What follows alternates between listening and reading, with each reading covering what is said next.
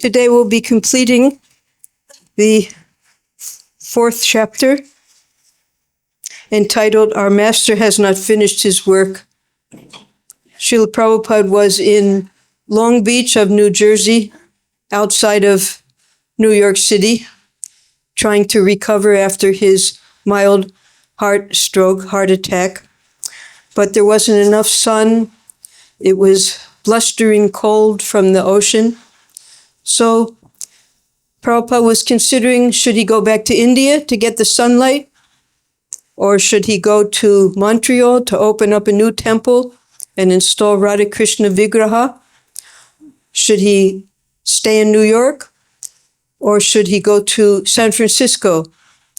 So Prabhupada gave an offer to the devotees in San Francisco that if you can make a Ratha Yatra, then I will come to San Francisco to continue my recovery. So we'll be going on to chapter 5 now, called Swamiji's Departure. The devotees would come from the 26 Second Avenue Temple, just 2 at a time, once a week, to see Srila Prabhupada. So when Satsvarup and Jadharani returned to New York after visiting Prabhupada, Brahmananda had them tell the others about Swamiji. Satsvarup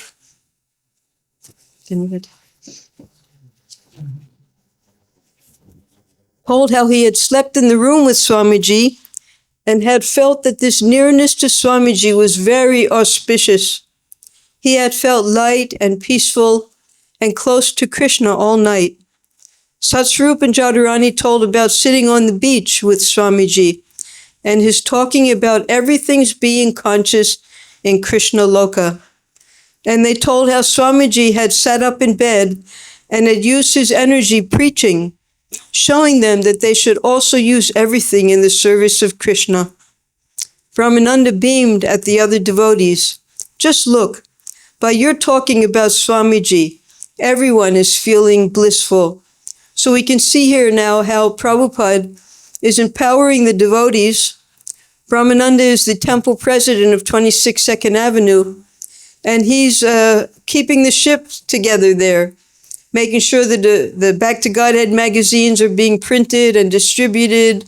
The morning and evening programs are going on, deciding who's going to go see Srila Prabhupada.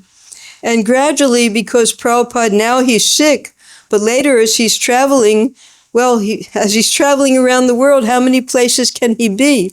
So the devotees were learning now how to become very, very strong in their devotional service and to carry on Prabhupada's legacy in the sense that they learned from him what to do, and now they're stepping in the same place and doing those services that Prabhupada taught them. Prabhupada stayed in Long Branch for 3 weeks.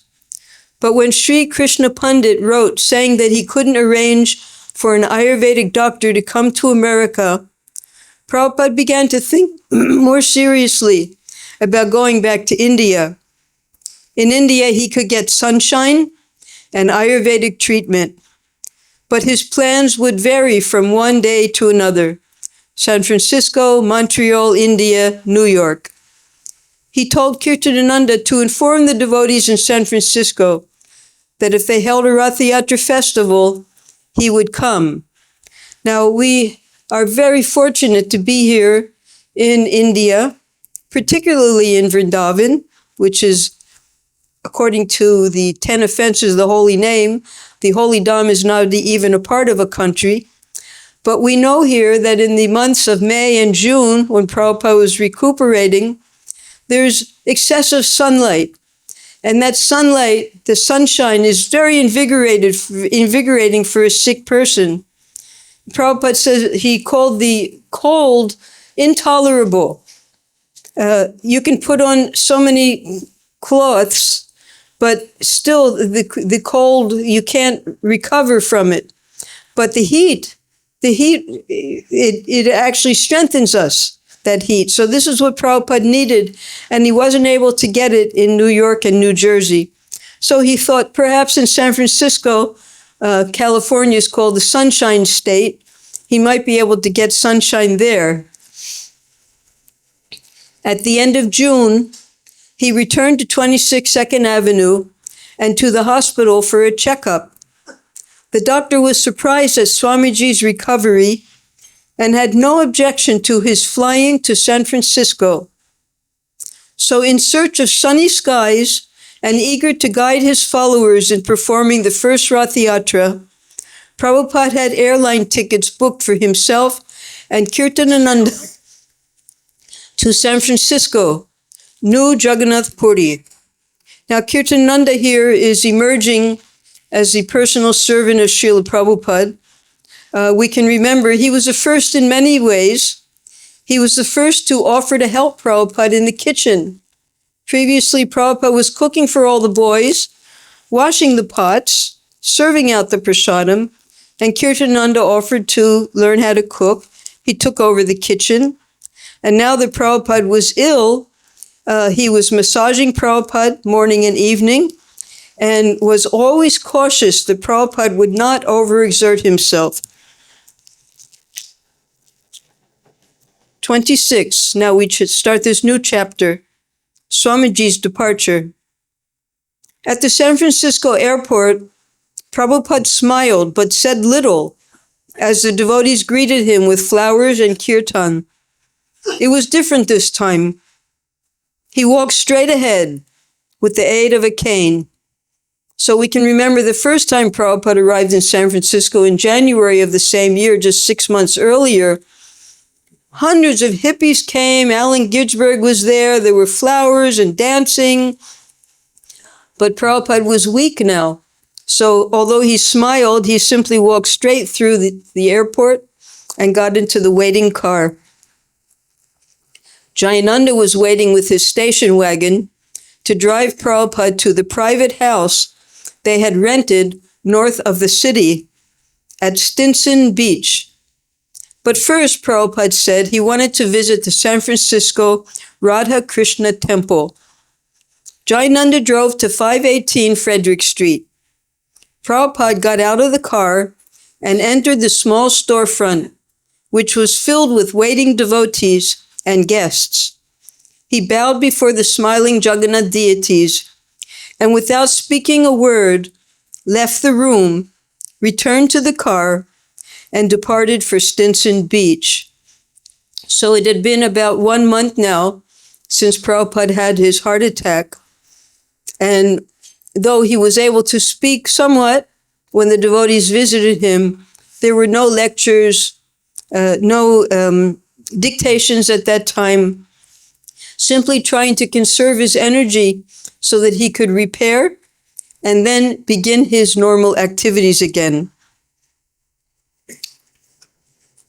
The ride up through the seaside cliffs was so winding and climbing that Prabhupada became nauseated. And even lying down in the back seat and having Jayananda drive slower didn't help much. Kirtananda realized that it would be too difficult for Prabhupada to visit the San Francisco temple from Stinson Beach. But maybe that would be just as well. He could spend all of his time recuperating. So we see here that the devotees, they took the trouble to rent a cottage for Prabhupada on the beach, thinking that that would help him.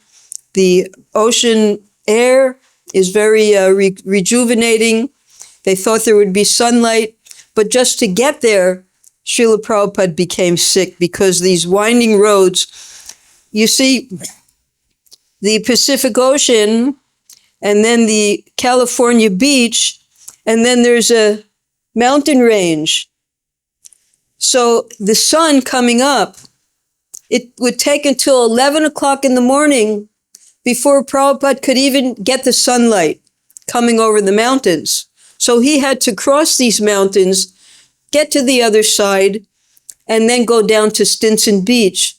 And then once the sun came up at 11 o'clock, the clouds from the ocean, the sun would be for a little while, and then by afternoon time, the clouds would cover the sun again. So Prabhupada wasn't able to get that sunshine that he required for recuperating. It was a modern single-story, 6-room house with a Japanese roof. A sign out front read Paradisio, means paradise, heaven. Srila Prabhupada noticed in the front yard, amidst fashionable lawn furniture, a statue of Lord Buddha, a garden ornament. When Prabhupada entered the house, he found Mukunda and his wife Janaki waiting for him.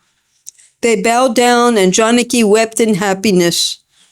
Prabhupada smiled but kept walking, slowly and silently, through the house. The large living room overlooking the Pacific Ocean was decorated with some of Radharani's paintings of Lord Vishnu, Radha and Krishna, and Lord Chaitanya, as well as with Indian prints of Jagannath Puri. Prabhupada's bedroom, also facing the ocean, had sliding windows. On the wall was a portrait of Srila Bhaktisiddhanta Saraswati and a painting of Radha and Krishna. Prabhupada smiled and said the paintings were very nice. So before Prabhupada arrived, Mukunda and Janaki, they arranged the house according to what they thought Prabhupada would like. We'll find out later one mistake that they made. The devotees agreed that only Kirtanananda and Upendra would stay and serve Swamiji. If you remember, Upendra had been the personal servant of Prabhupada in San Francisco. So now the both of them, Kirtanananda coming from New York and Upendra there also to help, would be the only ones staying with Prabhupada at the cottage. They wanted Swamiji stay to be peaceful so that his health could improve. That night, Srila Prabhupada felt pain in his heart and couldn't sleep, and he didn't rise early for translating. At 5 a.m., Kirtanananda came in and opened the window slightly so that Prabhupada could receive the soft ocean breeze. Prabhupada sat up in his bed, chanting his japa and gazing at the feet of Lord Krishna and Srimati Radharani. A mountain range to the east blocked the morning sun. Ever since Prabhupada's stroke, Kirtanananda had been regularly massaging Prabhupada morning and evening. Kirtanananda would rub Prabhupada's head vigorously and then sit behind him and massage his back. Next, he would massage Prabhupada's chest, his arms, and his legs, the complete massage lasting sometimes more than 1 hour. And Prabhupada, he had an agreement with whoever the devotee was massaging him. They couldn't go from one place to the next place until he told them to. He would tell them, okay, next, then next, then next. So if you wanted head massage for half an hour, they just had to stay there.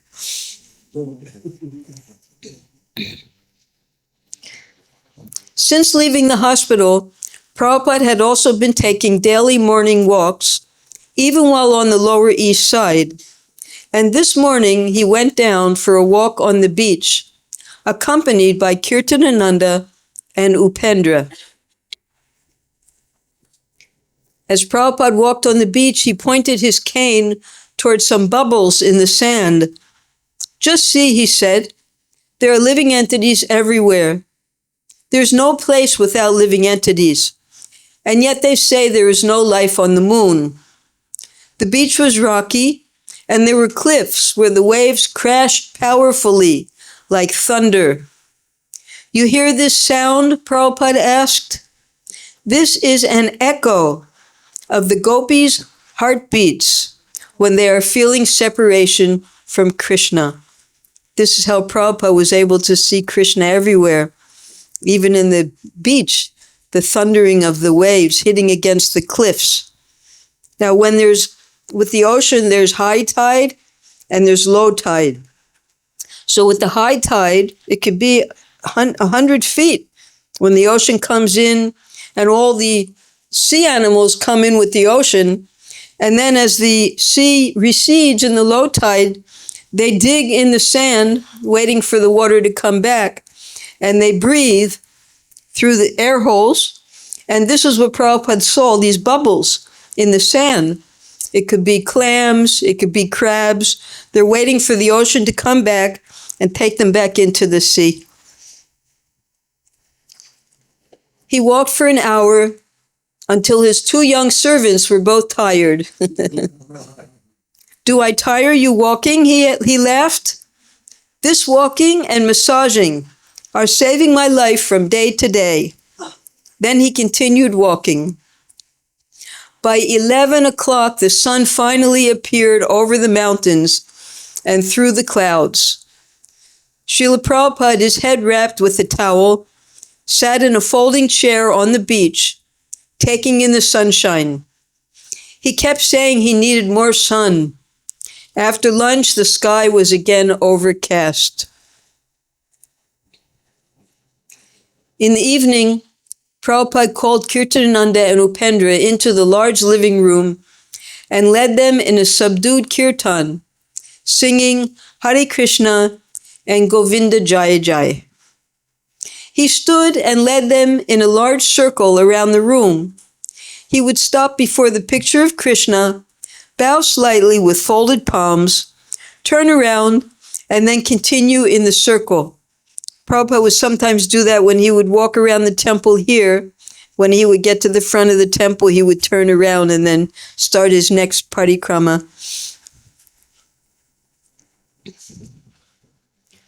On July 8th, after Prabhupada had been in Paradiso for 2 days, Shyamasundar and Mukunda drove up from San Francisco. The next day was to be Rath Yatra, and Shyamasundar and Mukunda, the first devotees to visit Prabhupada since his arrival at Stinson Beach, told Prabhupada all about the festival preparations. Of course, the whole festival had been Prabhupada's idea, but the devotees in San Francisco were trying to do exactly as he had asked. So you can remember Shyamasundar, his wife Malati, had discovered the little deities of Jagannath, Baladev, and Subhadra, and she brought them to see Prabhupada. Prabhupada had Shyamasundar carve them. Now they were being worshipped. They were installed by the devotees and the guests offering candles to Jagannath. And this was going to be the first Rath Yatra. And how Prabhupada, how he conceived of this is absolutely amazing. Srila Prabhupada had first gotten the idea for the festival while looking out the window of his room above Frederick Street.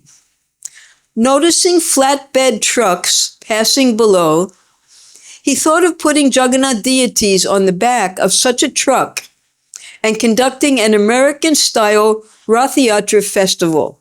So this is Acharya. He sees a truck and he immediately thinks, let's turn it into a Rath. He had even sketched a truck with a 4-pillared canopy on the back and decorated with flags, bells, and flower garlands. And he had called in Shyamasundar, make me this cart for Rath Yatra. Now, ready and sitting outside the temple on Frederick Street was the cart, a yellow Hertz rental truck. Compliments of the Diggers. The Diggers were the hippie group that gave out charity food and clothes. They were right next to the temple. So they let the devotees use their truck, complete with 5-foot columns and a pyramidal cloth canopy. Do it nicely, he cautioned them, and don't hurry it up. The devotees should drive the truck slowly through the streets down to the beach, and there should be constant kirtan. Mukunda and Shyamasundar glorified Jayananda. He drove all around San Francisco getting donations of fruits and flowers, found people to help decorate the cart, installed the sound system on the truck, and distributed posters in the stores. He was tireless, and his enthusiasm was inspiring everyone else to take part. The women had been cooking chapatis all day, so there should be thousands to give away to the crowd. The devotees had prepared hundreds of Hare Krishna Ratha Yatra festival balloons to release on the streets as the parade began. Well, that would be very perfect because just as in Jagannath Puri, the carts go from the temple, it's a flat road, the Grand Road, and they come finally to Gundicha Mandir, which is the replica of Vrindavan. But there was a slight difference, and that is that San Francisco is very hilly, straight up and then straight down before you get to the beach. The next day, in the quiet afternoon, Prabhupada was sitting in the living room, chanting on his beads. Upendra was with him, and Kirtananda was in the kitchen cooking a feast. Why was he cooking a feast? Suddenly, Prabhupada heard the familiar ringing of cymbals, and he became very happy, his eyes widening.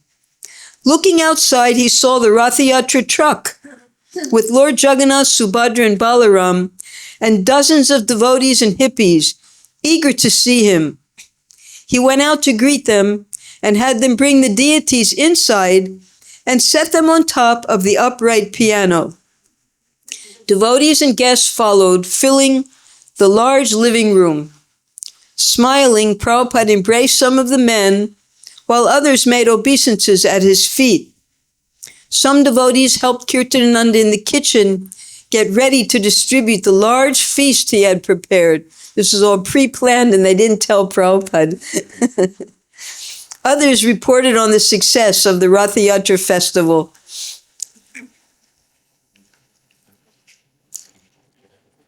It was great. It was wonderful. It was a beautiful day, they said. And Prabhupada listened, moved by his devotees' description of the celebration. Many hippies had joined the large procession. Mukunda, Haridas, Hayagriva, and some of the women had been on the cart. And the instruments, including Jamuna's playing on the harmonium, had all been amplified. Everyone in the streets had liked it. The police motor escorts had tried to hurry the devotees, but so many people had crowded in front that the parade had been obliged to go slowly, just as Swamiji had asked. Subal had danced wildly the whole time, and Jayananda had been jumping up and down, playing kartals. From the truck, some of the women had handed out cut oranges, apples, and bananas, and others had thrown flowers. The crowds had loved it. Here's the example of San Francisco streets. Shamsundar told how they had been going up a steep hill. Shamsundar had been driving with his dog Ralph beside him on the front seat when the truck had stalled. If anyone drives a stick shift, you know the danger of stalling on a hill because it's very hard to get it going again. You end up going in the opposite direction. He had tried to start the engine but couldn't. Then the brakes wouldn't hold. The truck began rolling backward downhill. Finally, he had managed to stop. But when he had tried to go forward, the engine had stalled and the truck had rolled backwards again. He would get it started, the truck would go forward, then stall, then roll backwards. Everyone had been in anxiety. At last, the truck had started forward and the procession had continued all the way to the beach. Srila Prabhupada smiled. It was a pastime of Lord Jagannath, he said. The same thing had happened when Lord Chaitanya had attended Ratha Yatra in Jagannath Puri. Then also the cart had gotten stuck, and no one had been able to move it. The king of Orissa had brought forward the most powerful wrestlers to push the cart and pull on the ropes, but it wouldn't go. Even the elephants couldn't move it. Lord Chaitanya had then put his head against the cart. You can see Lord Chaitanya here. and pushed. And only then did the cart begin to move. Now, Rath Yatra had come to the west, and with it, this pastime of Lord Jagannath's. Prabhupada noticed that some devotees were missing. "Where are Jamuna and Janaki?" he asked. The devotees told him that some hippies had handed out candy spiked with LSD, and that a few of the devotees had unwittingly accepted it and were just now recovering. Subal related how, after the festival, they had traveled out on the freeway, that's when they were coming to see Prabhupada, in their flower-bedecked, canopy-covered truck, carrying 30 devotees and the deities of Jagannath, Subhadra, and Balaram. They had driven up through the mountains in what must have been one of the most unusual vehicles ever seen. Also here, Prabhupada would look out at the audience, and one night he said, "Where's Jamuna?" He was looking where the devotees were. He would ask, "Where's Pradumna?" So where was Jamuna? She had gone to Agra to buy special subjis for Prabhupada because we couldn't get all the Karilla and the things that he needed. And Prabhupada gave 2 rules at that time. He said, number 1, that the women should not go out after dark. It was evening Bhagavad-Gita class, so it was already dark, September, October. And he said that no women should go anywhere alone. So these are 2 rules, just because Prabhupada noticed that Jamuna wasn't there. This time, Jamuna wasn't there because she made the mistake of taking candy that had LSD in it. It takes a while to recover from that. After all the visitors departed, the deities remained in the house with Prabhupada and his servants. Prabhupada felt satisfied that his disciples had successfully held a Rath Yatra festival. Although untrained, they were sincere. Bhaktisiddhanta Saraswati and Bhaktivinoda Thakur would have been pleased to see the first American Rath Yatra. So we just want to go back 1 minute and see Lord Jagannath. Prabhupada had not yet begun the dressing, the decorating of the deities. They're just wearing their painted dresses here. No crowns, no clothes, no jewelry, and not even any garlands. So this is how Prabhupada was initiating deity worship in the very beginning. Very simple. The whole world was in anxiety, Prabhupada explained to the devotees gathered in his room that evening. Only in the spiritual world was there freedom from anxiety. Becoming free from all anxiety and returning to the spiritual world was the purpose of Krishna consciousness. And festivals like Rath Yatra made people Krishna conscious. I'm going to repeat that sentence. It's very important. Becoming free from all anxiety and returning to the spiritual world was the purpose of Krishna consciousness. So this is why we're practicing Krishna consciousness, to return to the spiritual world. And there in Vaikuntha, Vai means without and Kunta means anxiety. We finally become free from anxiety.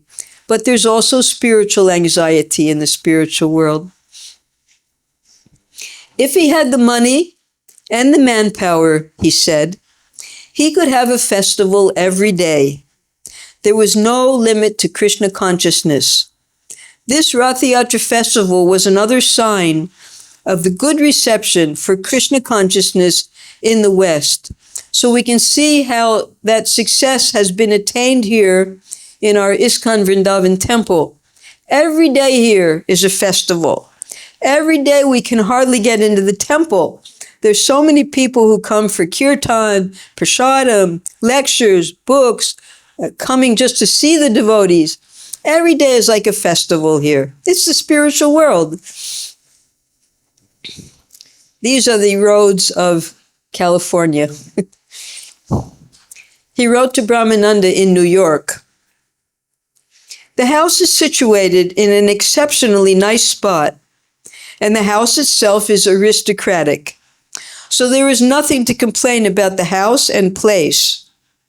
The only difficulty is that I cannot go to the temple on account of the zigzag course of the road and crossing the mountains. Anyway, the devotees are coming here, and the Rath Yatra festival was just performed with great pomp. More than 500 people followed the procession to the beach, and there were about 24 cars. They distributed thousands of chapatis, and at last, Sri Jagannath, Subhadra, and Baladev kindly came here in our house and will stay here for 1 week and then return.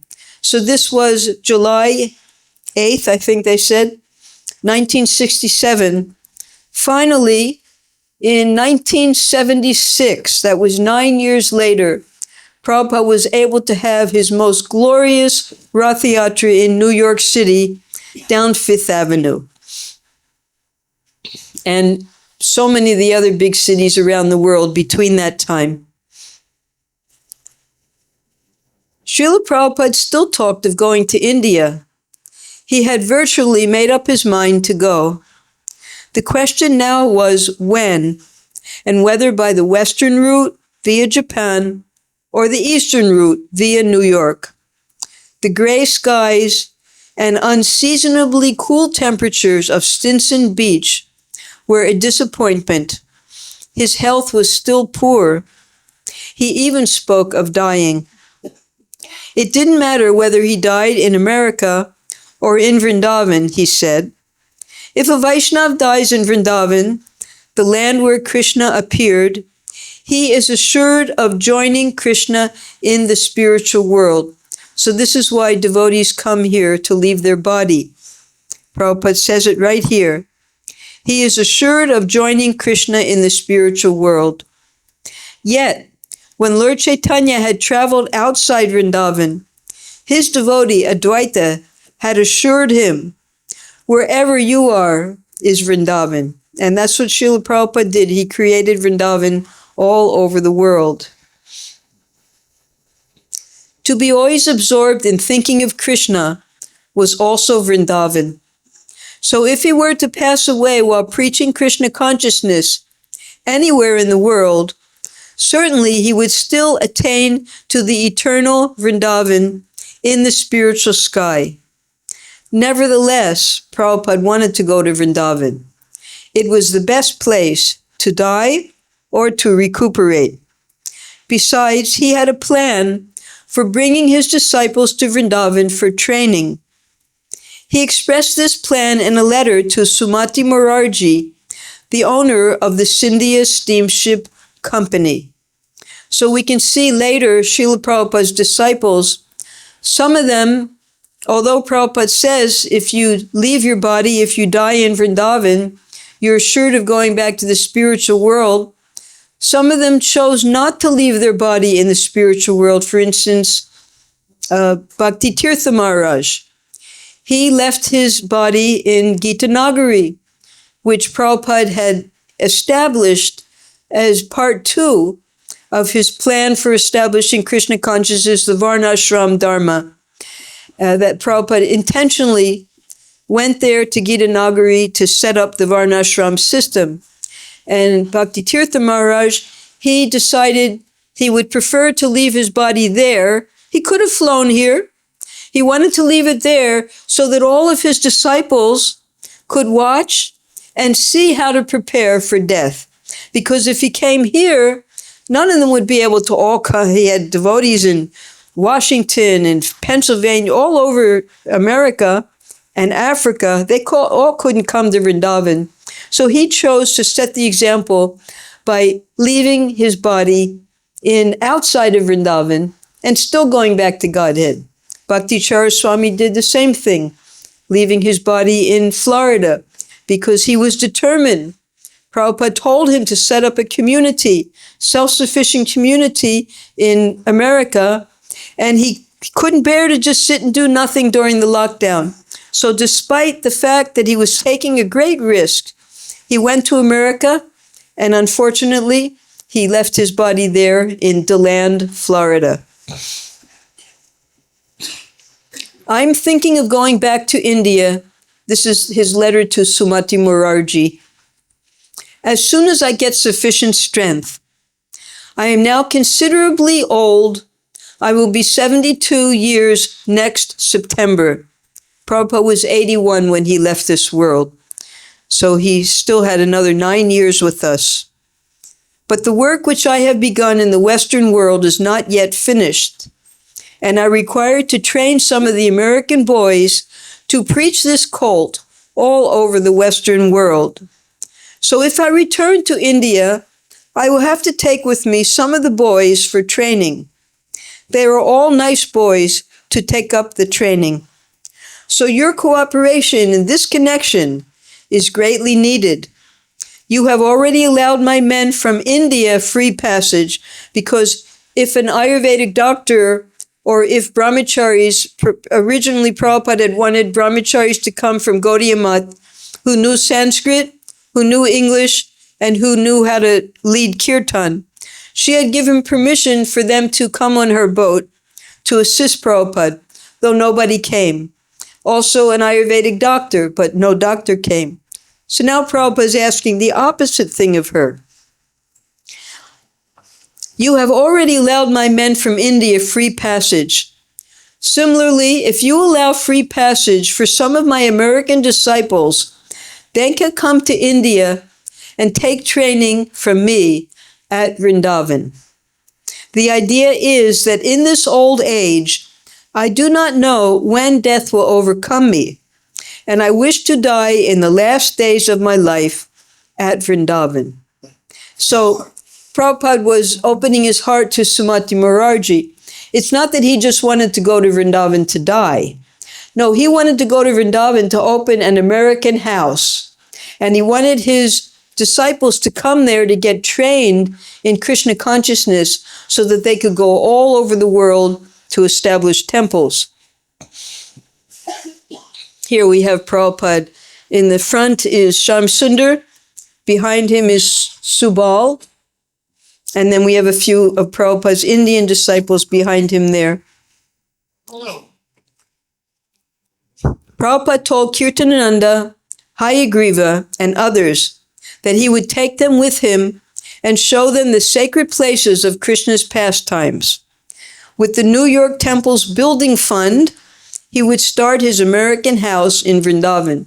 So since the devotees, they had gotten that $5,000 donation, $6,000 that was gotten back from Mr. Price, Prabhupada now wanted to take that money and use it to make the American house in Vrindavan for training his disciples. I may come to Montreal, perform the opening ceremony of installation of Radha Krishna Vigraha. Then I may go back to India for 6 months, as there is a program for construction of an American house for training preachers at Vrindavan. Vrindavan is the only solitary transcendental abode within this universe where Krishna consciousness automatically reveals. Therefore, I have a great hope to train some of my disciples for preaching work, even in my absence.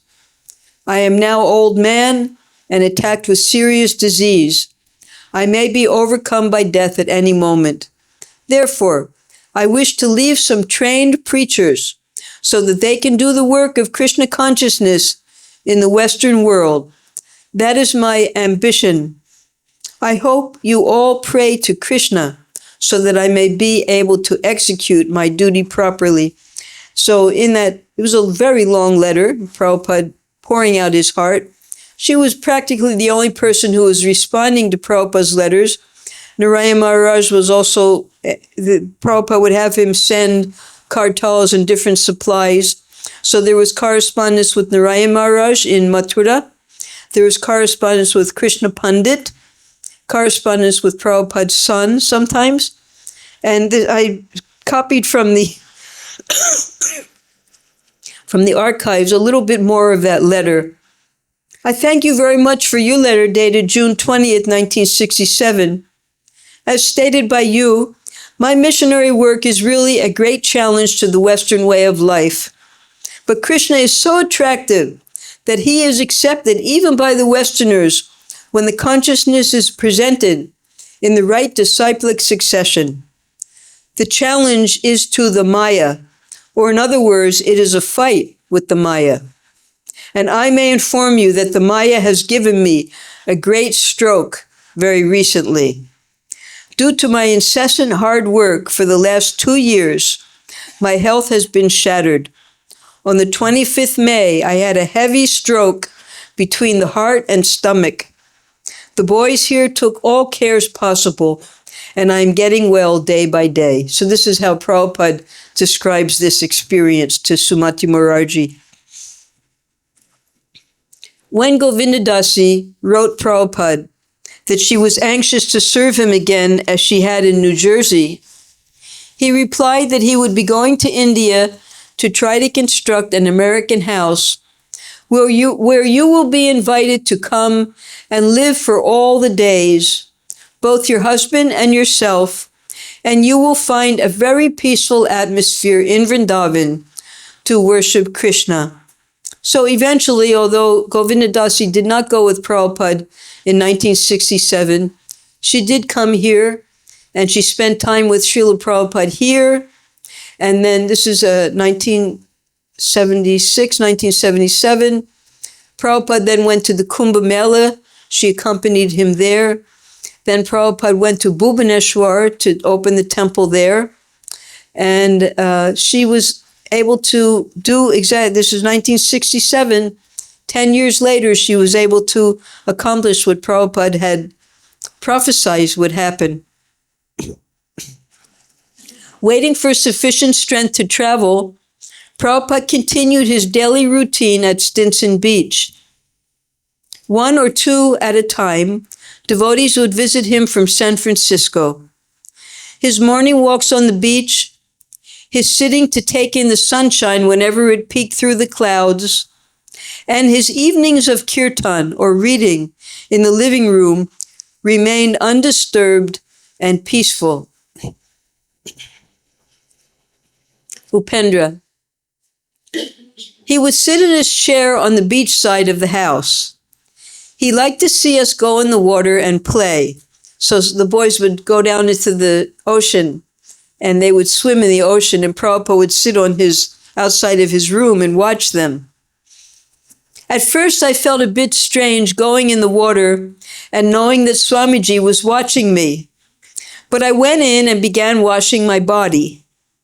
When I looked back at Swamiji, he was motioning from his chair, throwing his arms up like he was splashing in the water. He kept doing it until finally I understood that he wanted me to splash and play in the water. As I began to splash and jump around in the water, he nodded his head and smiled broadly.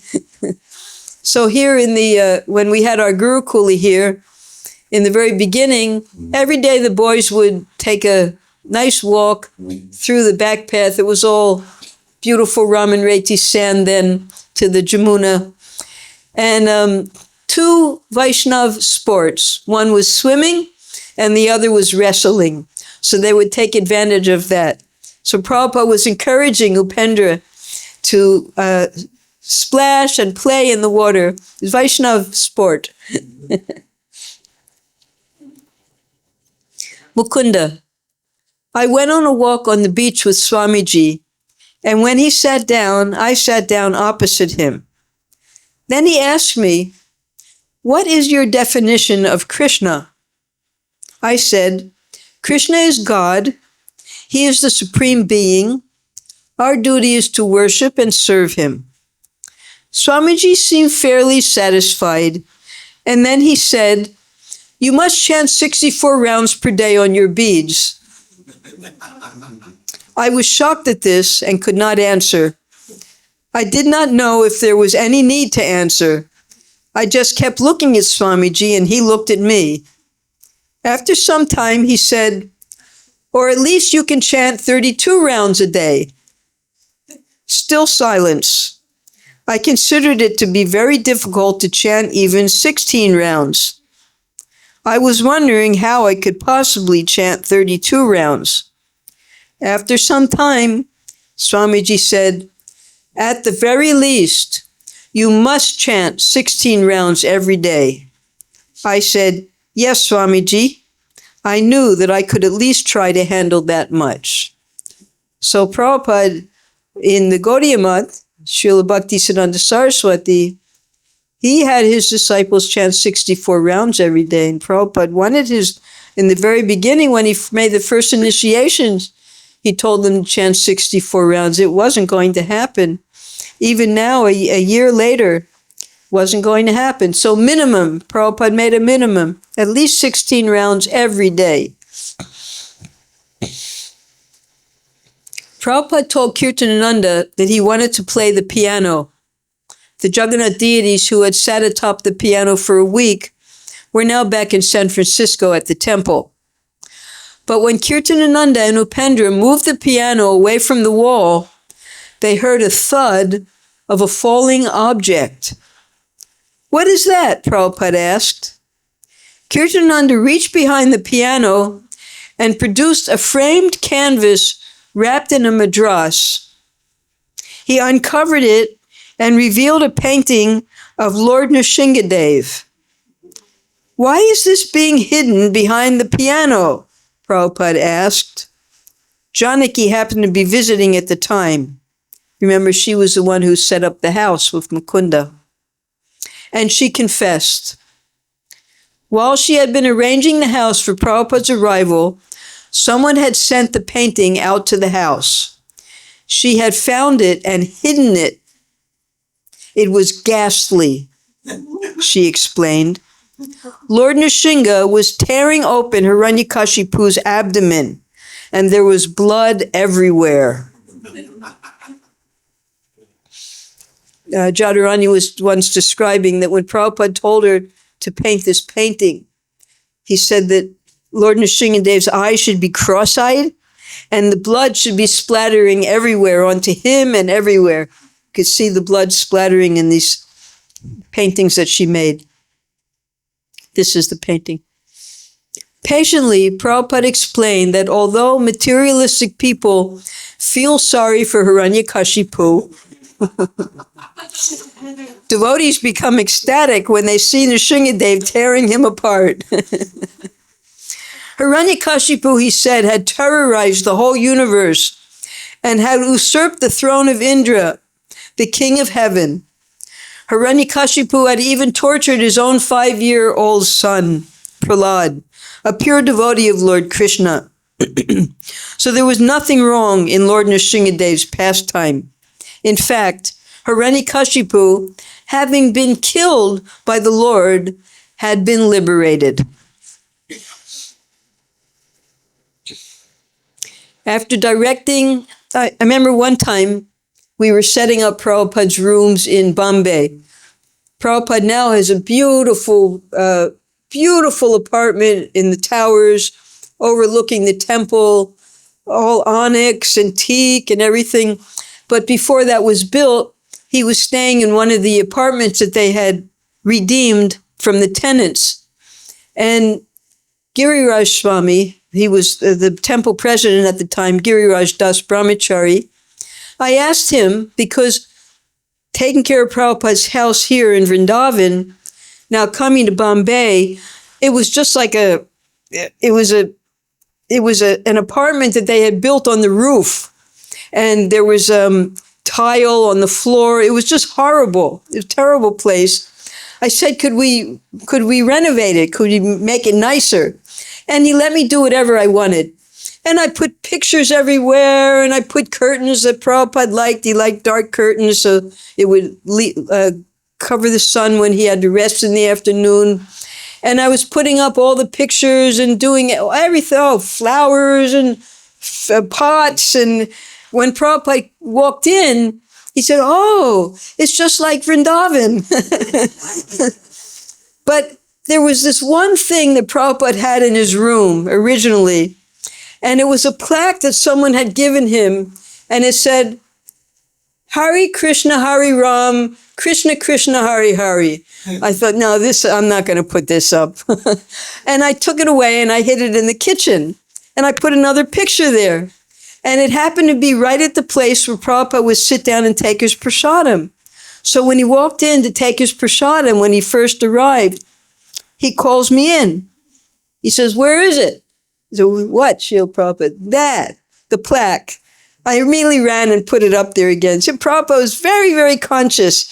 Whatever the reason was, maybe someone gave it to him, whatever it was, he wanted that plaque there. So now he found Lord Nrsingadev hiding behind the piano. Some evenings, Prabhupada would speak or arrange debates, although Kirtananda was constantly cautioning, don't overexert yourself, Prabhupada, Swamiji. When Prabhupada wanted to speak, it was impossible for any of his disciples to stop him. Sometimes he would ask Kirtananda to debate with one of the visiting devotees. One devotee would argue for the impersonalist or atheist position, and the other would argue for the Krishna conscious position. Prabhupada would judge. But no sooner would the argument begin than Prabhupada would interrupt, take the position of the devotee, and defeat the atheistic or impersonalistic argument. The devotees loved it. Prabhupada was unable to confine himself either to the role of a silent judge or to that of a recuperating patient. So we had a devotee here named Kushakrata. Kushakrata was a Sanskrit genius. He translated so many shastras. And he was so expert in the shastras that when he would debate, he could take the part of the devotee and defeat, and then he could take the part of the impersonalist and defeat the devotee because he knew all of the different slokas that they used as well to defeat. So that's expertise, first-class devotee. They know, and if you understand those things, just like Prabhupada, because he went to Scottish Church College, he knew the Bible. He would often quote the Bible. And in that way, the Christians would be able to appreciate Krishna consciousness better. Why do we concentrate on the impersonalists? Kirtananda asked. Why do we attack them so much? Why don't we concentrate our attack on the atheists? You say that because you are an impersonalist, Prabhupada answered angrily. On another occasion, Prabhupada explained that non-devotees who mislead the innocent public are demons and should be exposed. Kirtananda objected. If we call them demons, they'll never come around. But they are demons, Prabhupada replied. But we can't call them demons, Swamiji. Yes, they are demons. Unless you understand this point, you will not make any advancement in Krishna consciousness. Can demons become devotees? Kirtananda asked. Oh yes, Prabhupada answered. If they chant Hare Krishna and render service, even demons become devotees. Now this impersonalism, especially when it comes to the Guru, Prabhupada gave an example in Mayapur. He was walking up a hill, and one devotee took his hand to help him.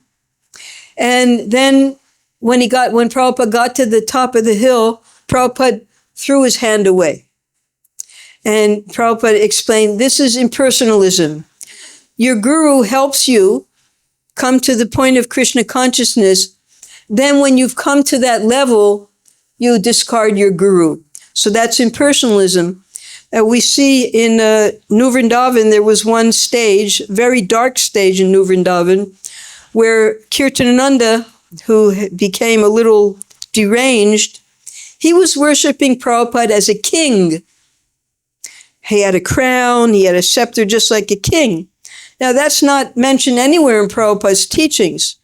So if we misconstrue the position of the guru And we think, well, then later I'll become the guru, and then I'll become the king. So that's impersonalism. We always have to remain under the shelter of our guru and always see ourselves as the humble servant of the guru. Not that, well, I'm serving my guru and later I'll become the guru and I'll become great just like him. No, that is impersonalism. Most of the devotees had to remain in San Francisco, hoping for a chance to visit Swamiji. From the few who knew firsthand, they heard about Swamiji's plans to leave for India, perhaps never to return. Now, Prabhupada never said that. He said 6 months in his letters. It was painful to hear. His going almost to death, but then returning by Krishna's grace and rejoining them in San Francisco, yet being unable to stay with them as before, and now his plans of going to India, maybe forever, these activities intensified their concern and love for him.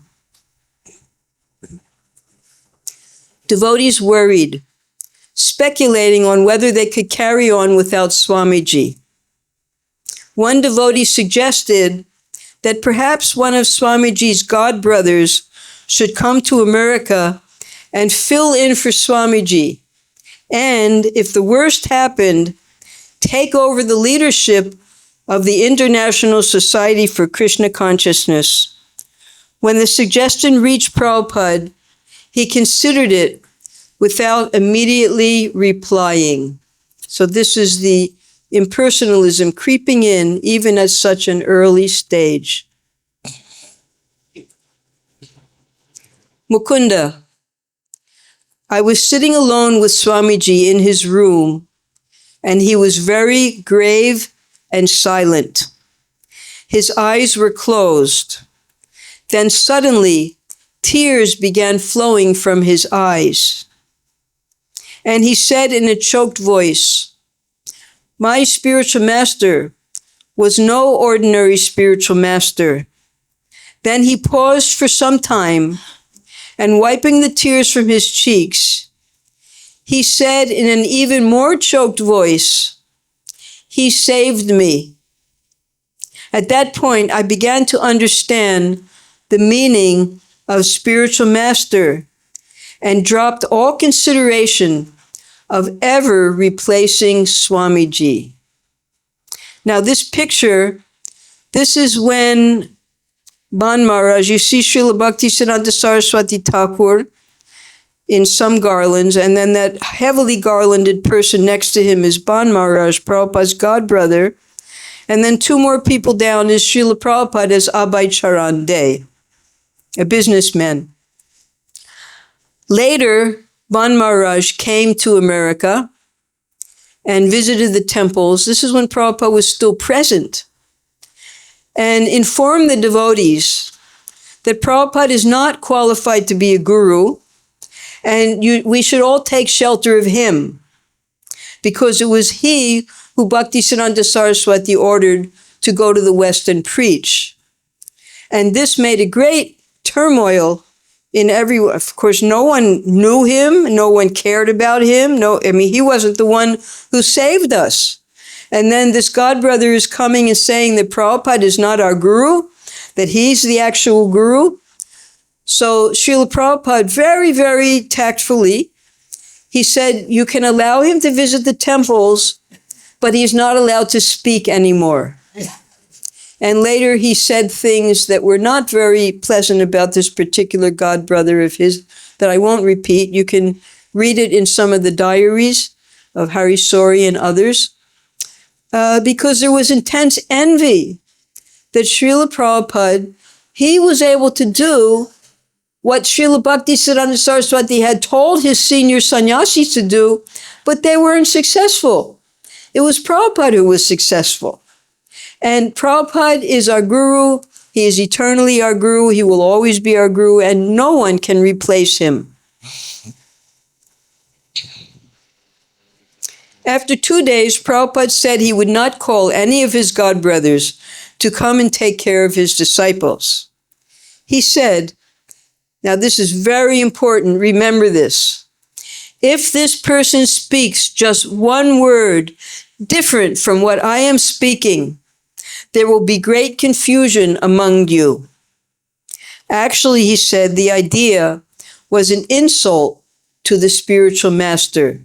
And this is why Srila Prabhupada instructed us not to associate with his godbrothers, not to read his books, not to take instruction from them. At the very end, when Prabhupada had to enter Samadhi, the devotees did not know how to perform the Samadhi installation, and Prabhupada named one person who was not even his godbrother, was a grand disciple. They should consult him how to perform the installation ceremony.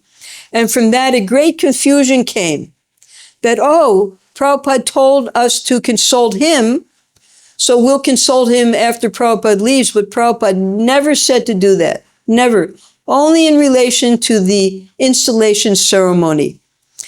We, as Prabhupada's disciples, understand Prabhupada, if this person speaks just one word different from what I am speaking, there will be great confusion among you. So this is why we only read Srila Prabhupada's books, and we only hear from Srila Prabhupada, and your whole life can become perfected just by doing those things.